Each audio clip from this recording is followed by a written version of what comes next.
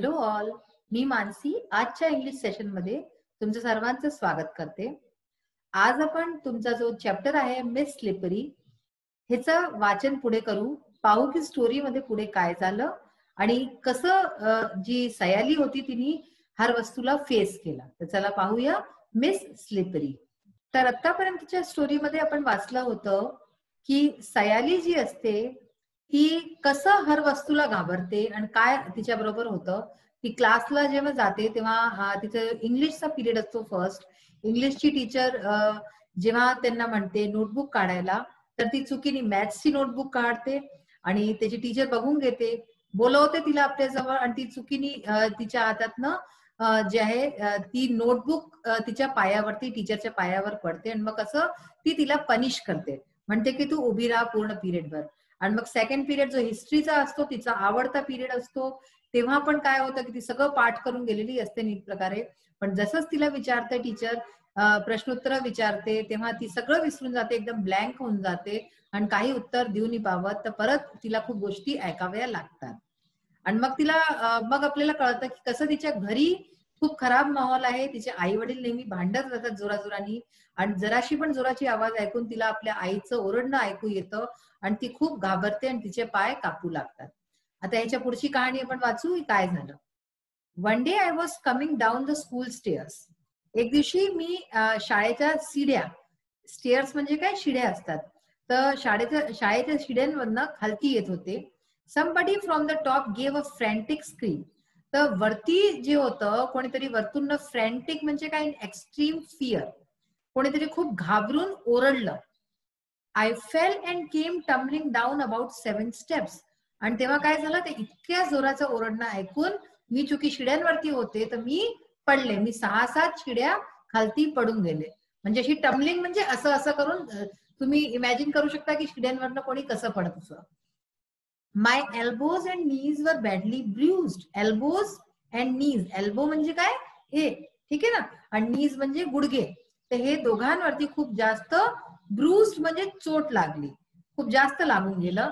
My new frock was torn at the seams. आणि माझी जी नवीन frock होती ती पण फाटून गेली.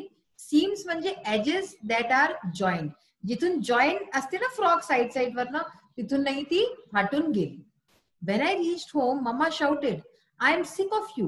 When will you stop making me pay through my nose for such extravagant losses?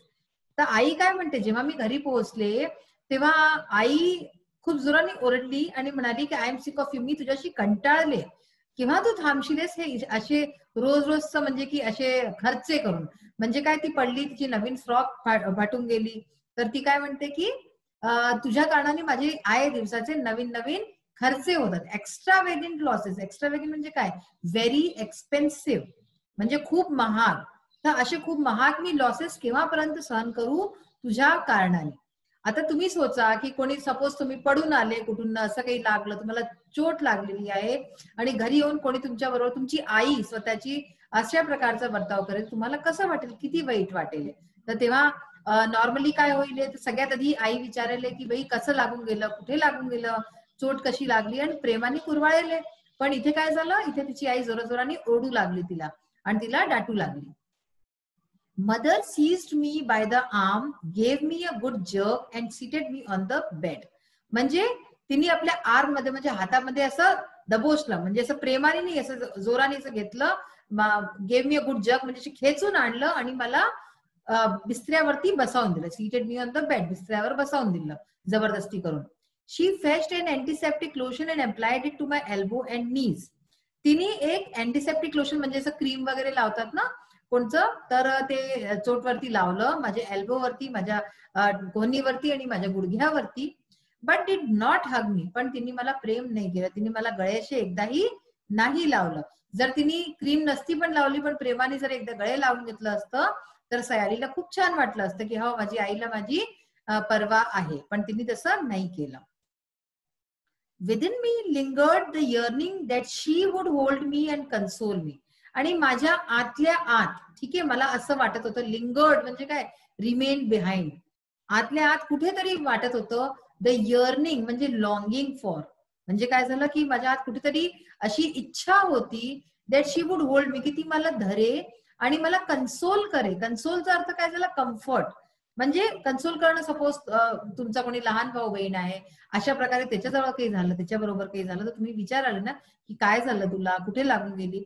तर आणि तुमच्याही आई वडील तुम्हाला विचारत असतील तर तेच म्हणतात की कन्सोल मी, मला थोडंसं प्रेमाने विचारलं असं माझ्या आत कुठेतरी इच्छा होती की मला प्रेमाने घेऊन बसवलं असतं आणि विचारलं असतं. Even if she had given me just a sympathetic pat, आणि जर हे नाही जरी झालं असतं तरी जर तिने मला प्रेमाने सिम्पॅथेटिक पॅट, सिम्पॅथी म्हणजे काय असते? प्रेमाने आणि खूप सिम्पॅथीने, की कुणाला चोट लागली तर पॅट म्हणजे काय? पाठीवरती हात फिरवणं किंवा असं असं असं करणं पाठीवरती. तर थोडंसं प्रेमाने असं सिम्पॅथीने केलं असतं. My smarting limbs would have been soothed. Smarting म्हणजे काय? हर्टिंग, जे दुखत होते माझे लिम्स म्हणजे हातपाय. ती पडली होती शिड्यांवरनं, तिचे हातपाय दुखत होते खूप जास्त. तर ती म्हणते की जर तिने असं मला थोडंसं प्रेमाने कुरवाळूनच दिलं असतं तर माझे हातपाय जे दुखत होते वुड हॅव बीन सूड, म्हणजे बिकेम लेस पेनफुल, तर माझा दर्द बहुतेक थोडा कमी तसाच होऊन गेला असता तिच्या प्रेमाने. My younger brother was close by, तर माझा जो लहान भाऊ होता, यंगर ब्रदर म्हणजे लहान भाऊ होता, तो जवळच होता. As mama walked away to the kitchen, जसंच मामा म्हणजे की आई माझी जी आहे ती किचन कडे गेली, स्वयंपाकघरात गेली. ही came and Sat beside me, तर तो आला आणि माझ्या जवळ बसून गेला. बिसाइड म्हणजे माझ्या शेजारी बसून गेला. ही placed his little hand on my arm and whispered, तर त्यांनी आपले लहानसे हात जे आहे माझे आर्म वरती म्हणजे माझ्या हातावरती असे प्रेमाने ठेवले आणि विस्पर्ड म्हणजे हळूहळू बोलला. Are you in great pain, त्यांनी विचारलं की काय तुला खूप त्रास होतोय, तुला खूप दुखतंय काय? I hugged him tight and started crying again, तर तेव्हा जेव्हा त्यांनी असं विचारलं तर तेव्हा तिने हग्ड हिम टाईट म्हणजे खूप प्रेमाने त्यांनी तिला गळे लावलं खूप कसके आणि स्टार्टेड क्राईंग, आणि मी परतसे रडू लागले. का रडली असेल ती? कारण की तिला जी आशा आपल्या आईकडनं होती की आई करेल असं प्रेमाने, तो त्याच्या छोट्या भावानी केलं आईनी न करून, तर म्हणून तिला खूप रडू आलं या गोष्टीवरती. I used to walk quite cautiously, मी जे आहे मी नेहमीच कॉशियस म्हणजे काय? खूप सावधानीपूर्वक चालायचा प्रयत्न करत होते. Yet I would often stumble, पण तरी सुद्धा मी स्टंबल म्हणजे पडून जात होते. One day the class monitoress announced, एक दिवशी जी क्लासची आमची मॉनिटरेस म्हणजे जी मुलगी मॉनिटर होती तिने अनाउन्स केलं म्हणजे तिने घोषणा केली. काय केली? We will call her slippery, आपण आता हिला स्लिपरी असं म्हणू. Others slip on wet ground, Sayali manages to slip even on dry land. बाकीचे जे लोक आहेत ते वेट ग्राउंड, वेट म्हणजे काय? ओलं, आणि ग्राउंड म्हणजे जी जमीन असते, तो ओल्या जमिनीवरती या ओल्या अशा रस्त्यात पडतात. पण सयाली जी आहे ती ड्राय लँड म्हणजे सुख्या रस्त्यावरती पण पडून जाते. म्हणजे सपोज पाऊस पाणी पडलेला आहे तिथे आपला पाय स्लिप होऊन जातो आणि आपण पडतो. तर हेच म्हणतात की बाकी लोक ओल्यात पडतात पण इथं सुख्या रस्त्यावरती पण पडून जाते. That provided the other girls of the class new scope for fun, आणि ह्याच्यानी बाकीच्या ज्या मुली होत्या क्लासच्या ह्यांना एक जसं की रस्ता मिळून गेला माझा मजाक उडवायचा, मला चिडवायचा. They teased me with the new title every day, आणि ते लोक जे आहे मला या नवीन टायटल जे मला मिळालं होतं मिस स्लिपरीचं त्याच्याशी रोज मला चिडवायचे. Soon a verse was composed in my honour, आणि खूप लवकरच अ वर्स म्हणजे छोटीशी पोयम माझ्या ऑनर मध्ये. बरं, ऑनर काय असतं? सन्मान मध्ये. तर माझ्या ऑनर मध्ये माझ्या सन्मान मध्ये एक छोटीशी पोयम सुद्धा लिहिली गेली. म्हणजे हा ऍक्च्युली सन्मान नव्हता, हा तर तिचा तिरस्कार होता. सगळेजण तिला इतकं जास्त चिडवू लागले होते. Slippery slippery slipping without muck, ask her the simplest question, no answer is your luck. ठीक आहे, म्हणजे काय झालं? स्लिपरी स्लिपरी स्लिपरी तर तिचं नाव ठेवलं होतं पडणारी. स्लिपिंग विदाउट मक म्हणजे काय? वेट मड और डर्ट, म्हणजे बिना ओल्या जमिनीच्या ओल्या मातीच्या पडणारी. स्लिपिंग विदाउट मक, स्लिप होणारी. Ask her the simplest question, तिला तुम्ही बिलकुल सगळ्यात सिम्पल क्वेश्चन, सगळ्यात इझी आसान क्वेश्चन विचारा. नो आन्सर इज युअर लक, पण तरी तुम्हाला कोणचं आन्सर नाही मिळाले आणि हाच तुमचा लक आहे, हाच तुमचा फेट आहे. तर अशा प्रकारे तिला लोक हे पोयम अशा प्रकारे म्हणून चिडवायचे सुद्धा. I lived in परपेच्युअल fear of everyone, the girls, the teachers, the young and the old. तर अशा प्रकारे मी नेहमीच परपेच्युअल म्हणजे कॉन्स्टंट, म्हणजे जे चीज नेहमी असते. तर मी नेहमीच अशा भीतीत राहायचे हर कुणाच्या, चाहे त्या मुली असो क्लासच्या, टीचर्स असो, यंग अँड द ओल्ड, म्हणजे माझ्यापेक्षा लहान माझ्यापेक्षा मोठे, सगळ्यांच्या भीतीत राहायचे मी. मला असं वाटायचं कोण केव्हा मला काय बोलून देईल. When I was in class, I dared not move out, and when I was outside, I was afraid of re-entering the class. याचा अर्थ काय झाला की जेव्हा मी क्लासच्या आत राहायचे तेव्हा मी डेअर्ड नॉट मूव्ह आउट, म्हणजे मी बाहेर नाही जायचे चुकीने पण, कारण की मला भीती वाटायची माझ्याशी काही चूक होऊन जाईल, मी परत पडेल आणि परत कोणी मला चिडवेल. आणि अशाच प्रकारे जेव्हा मी बाहेर राहायचे तर तेव्हा मला क्लासमध्ये री एंटर व्हायचं, म्हणजे परत यायची पण भीती वाटायची. तर तिला बिचारीला हर वस्तूची भीती वाटायची की मला आता मुली चिडवतील. Nor could I muster the courage to speak to anyone. आणि अशाच प्रकारे मी एवढा साहस पण नाही जुटवू पावायचे की मी कुणाशी गोष्टी करू, आपल्या मनाचं बोलू. मस्टर म्हणजे काय? मस्टर करेज म्हणजे गॅदर करेज, म्हणजे साहस इकट्ठा नव्हते करू पावत, एकत्रित नव्हते करू पावत की मी कुणाशी बोलू. तर आज आपण हा पार्ट 1 वाचलेला आहे. पार्ट 2 आपण नेक्स्ट सेशन मध्ये वाचू. आता आपण याचे जे अनेक जे क्वेश्चन आन्सर्स आणि गोष्टी आहेत ते बघूया आता. तर चॅप्टरचे जे साइड क्वेश्चन्स आहेत ते आता आपण बघूया पुढचे. By what names did the girls tease Sayali. सयालीला ज्या मुली होत्या त्या कोणत्या नावाने चिडवत होत्या? तर कोणत्या नावाने चिडवत होत्या? Yes, very good. सयालीला स्लिपरी असं म्हणायचे. The girls teased Sayali by the new name slippery. Okay. What was Sayali told to do by teacher. ही पुढची कहाणी आहे जी की आपण पुढे जेव्हा वाचू तेव्हा कळेल, तरी तुम्ही क्वेश्चन आन्सर्स बघून घ्यायचे. की सयालीला तिच्या टीचरनी काय म्हटलं करायला. The teacher told Sayali to see her in the teachers room after the class. म्हणजे सयालीला तिची टीचर म्हणाली की तिला भेटे ती टीचर्स रूम मध्ये. ठीक आहे, जो टीचर्स रूम असतो तिथे येऊन तिला भेटे after the class. Class over झाल्यानंतर तिथे तिला भेटायला तिने म्हटलं. What two relationships did the teacher offer Sayali. त्या टीचरनी सयालीला कोणचे 2 रिलेशनशिप्स, कोणचे 2 संबंध ऑफर केले, म्हणजे की दिले. ती म्हणाली की हे 2 संबंध आपले होऊ शकतात. असे कोणते 2 संबंध होते? सिस्टर अँड फ्रेंड, जे की दोन्हीच सयाली जवळ नव्हते. सयालीची कोणी बहीणही नव्हती आणि कोणी मित्रही नव्हतं. तर सिस्टर आणि फ्रेंड असे त्या टीचरनी 2 रिलेशनशिप्स, 2 संबंध तिला ऑफर केले. Why did Sayali feel like rejoicing a lot. सयालीला असं रिजॉयसिंग आणि खूप खुश का वाटलं, असं का वाटलं तिला की खूप खुशीने झुमू आपण. No one had showered love on Sayali ever before a teacher. तिची जी टीचर होती तिच्या आधी कोणी पण कधी सयालीला प्रेम नाही दाखवलं, सयालीला प्रेम कोणीच नाही केलं कधी. But her teacher accepted her as a sister. पण तिची जी टीचर होती तिने तिला एक्सेप्ट केलं, तिने तिला मानलं एका बहिणीसारखं, लहान बहिणीसारखं आणि एका मैत्रिणीसारखं, and a friend. So she felt like rejoicing a lot. म्हणून तिला असं वाटलं की मी खूप खुश आहे आणि मला ही गोष्टला रिजॉयस केलं पाहिजे, मनवलं पाहिजे, असं तिला वाटलं. सेकंड आहे तुमचं add suffix to convert the following words to adjective forms. खालती काही वर्ड्स दिलेले आहेत नेक्स्ट स्लाइड वरती, हे तुम्हाला पाहिजे. त्याच्यात आपल्याला सफिक्स जोडायचे. सफिक्स काय असतं?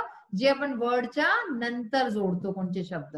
ठीक आहे, तर ते जोडायचे आहेत आणि त्याच्यानी त्याचे ऍडजेक्टिव्ह फॉर्म्स बनतील. तर चला बघू. लाफ. ठीक आहे, लाफ काय आहे? वर्ब आहे. तर लाफ मध्ये आयएनजी मिळवून दिलं तर laughing. Thought, thoughtful. Forget, forgetful. Care, careful. Count, countable. Fear, fearful. Move, movable. Tear, tearful. हे सगळे शब्द जितकेही दिले आहेत हे सगळे काय आहेत? वर्ब्स आहेत, म्हणजे क्रियाचे शब्द आहेत. आणि इकडे आपण याच्यात जे आयएनजी, एफयूएल, एबीएल, एबल हे सगळे जे मिळवले सफिक्स, याच्यानी हे काय बनून जातात? ऍडजेक्टिव्ह बनतात. ठीक आहे, त्याच्यात आपण या शब्दांमध्ये आपण जे आहे सफिक्स जोडून ह्यांना ऍडजेक्टिव्ह बनवलं. नेक्स्ट आहे पनिश, पनिश्ड. Joy, joyful. ठीक आहे. मग आहे लास्ट तुमचं find words expressions from the story which are similar in meaning to. हे जे शब्द दिले आहेत आपल्याला स्टोरी मधनं असे शब्द काढायचे जे ह्याच्या सिमिलर अर्थाचे असो, ह्याच्यासारखे अर्थाचे असो. तर जसं पहा, व्हेरी एक्सपेन्सिव्ह, खूप एक्सपेन्सिव्ह. तर तिची आई म्हणाली होती ना एकदा की एक्स्ट्रा वेगेंट लॉसेस, तर ह्याचा अर्थ काय होईल? एक्स्ट्रा वेगेंट. लॉंगिंग फॉर, लॉंगिंग फॉरचं काय होईल? यर्निंग. म्हणजे कोणची वस्तूची खूप आपण जास्त इच्छा करायची ते असतं लॉंगिंग फॉर, आणि यर्निंग पण तिलाच म्हणतात. कुड नॉट रिमेंबर इट ऑल, म्हणजे काहीच लक्षात नाही राहणं, त्याला काय म्हणतात? Went blank. Who went blank? Sayali went blank ना, जेव्हा तिची हिस्ट्रीची टीचर तिला क्वेश्चन विचारते. कॉन्स्टंट परपेच्युअल, म्हणजे जे नेहमी होत राहतं ते कॉन्स्टंट, त्याचं आहे परपेच्युअल.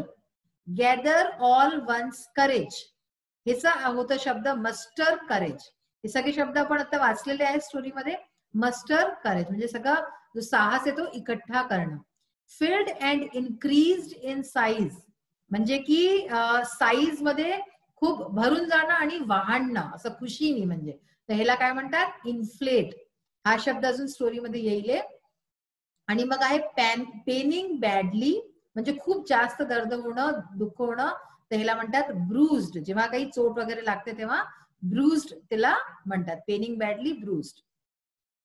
तर अशा प्रकारे आज आपण खूप काही नवीन वस्तू शिकलो. आपण सफिक्सचा यूज कसं करायचं, की वर्बला त्याच्याने आपण ऍडजेक्टिव्ह बनवू शकतो. हा, आणि त्याच्या अलावा आपण साईड क्वेश्चन आन्सर्स पाहिलं की सयालीची स्टोरीमध्ये पुढे काय होतं, तिला कसं मुली चिडवतात आणि कशा प्रकारे तिच्याबरोबर वागतात, जे की अगदीच चुकीचं होतं. कुणालाही तुम्ही या हातपर्यंत चिडवा तर हे चांगली गोष्ट नाहीये. सगळ्यांबरोबर काही ना काही चांगलं वाईट लागलेलं असतं, तर आपल्याला सिम्पथीने काम घेतलं पाहिजे, आपल्याला सहानुभूती दाखवली पाहिजे त्या माणसाशी. तर अशा प्रकारे आजचा सेशन इथेच कम्प्लीट होतो. आपण आपल्या नेक्स्ट सेशन मध्ये परत भेटूया. Till then bye, have a nice day. Thank you.